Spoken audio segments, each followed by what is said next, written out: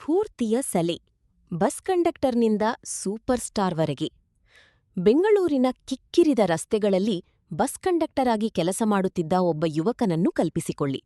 Bus ನಿಲ್ಲಿಸಲು ಸೀಟಿ ಹೊಡೆಯುವುದು, ಟಿಕೆಟ್ ಮಾರುವುದು ಮತ್ತು ಪ್ರತಿದಿನ ಜನಸಂದಣಿಯನ್ನು ನಿಭಾಯಿಸುವುದೇ ಅವನ ಕೆಲಸವಾಗಿತ್ತು. ಕೋಟ್ಯಂತರ ಜನರಲ್ಲಿ ಅವನೂ ಕೂಡ ಒಬ್ಬ ಸಾಮಾನ್ಯ ಮುಖವಾಗಿದ್ದ. ಆದರೆ ಅವನ ದೇಹ ಬಸ್ಸಿನಲ್ಲಿದ್ದರೂ ಮನಸ್ಸು ಮಾತ್ರ ಬೆಳ್ಳಿತೆರೆಯ ಮೇಲಿತ್ತು. ಸಾಂಪ್ರದಾಯಿಕ ಮಾನದಂಡಗಳ ಪ್ರಕಾರ ಅವನದು ಹೀರೋ ಫೇಸ್ ಆಗಿರಲಿಲ್ಲ.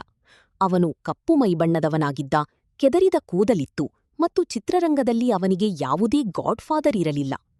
ಒಬ್ಬ ಕಂಡಕ್ಟರ್ ಬಸ್ಸಿನಲ್ಲಿದ್ದರೇನೀ ಚಂದ, ನಿನ್ನ ಮಿತಿಯಲ್ಲಿ ನೀನಿರು ಎಂದು ಜನರು ಅವನಿಗೆ ಬುದ್ಧಿ ಹೇಳಿದರು. ಆದರೆ ಅವನಲ್ಲಿ ಅಪಾರವಾದ ಹಠ ಮತ್ತು ಛಲವಿತ್ತು. ಅವನು ಒಂದು ಸಣ್ಣ ಒಡೆದ ಕನ್ನಡಿಯ ಮುಂದೆ ತನ್ನ ನಡಗೆ, ಶೈಲಿ ಮತ್ತು ಸಂಭಾಷಣೆ ಹೇಳುವ ರೀತಿಯನ್ನು ಅಭ್ಯಾಸ ಮಾಡುತ್ತಿದ್ದ. ಅವನಿಗೆ ಕೊನೆಗೂ ಒಂದು ಅವಕಾಶ ಸಿಕ್ಕಾಗ ಅದು ನಾಯಕ ನಟನ ಪಾತ್ರವಾಗಿರಲಿಲ್ಲ, ಅದೊಂದು ಸಣ್ಣ ಖಳನಾಯಕನ ಪಾತ್ರವಾಗಿತ್ತು. ಆದರೆ ಅವನು ಆ ಪಾತ್ರವನ್ನು ಎಷ್ಟೊಂದು ಆವೇಶದಿಂದ ನಿರ್ವಹಿಸಿದನೆಂದರೆ ಇಡೀ ಜಗತ್ತು ಅವನ ಕಡೆ ತಿರುಗಿ ನೋಡುವಂತಾಯಿತು.